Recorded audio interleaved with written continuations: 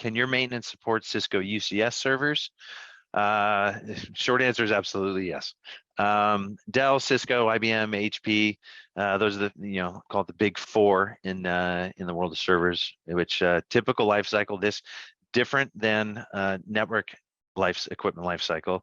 Usually, the life of a server by the OEM is about 2 to 3 years. So depending on where you buy that server, the end of sale life hits a little sooner or a little later. And we're a great fit for that. What you also see, different than networking, mean time between failure is very different.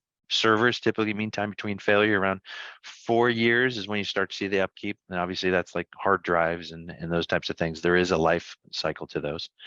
But you'll also see with UCS servers, particularly if you have a specific application built on a very specific configuration, UCS servers, they might still have a current blade center or something like that, but there might be components that are not supported. We get this all the time from our customers where they've got a blade center and they've got servers, but all of a sudden like that specific hard drive that failed or that particular component is no longer supported. So it broke, they have SmartNet on it, but now all of a sudden, even Cisco won't replace that component. So that's one unique caveat to servers.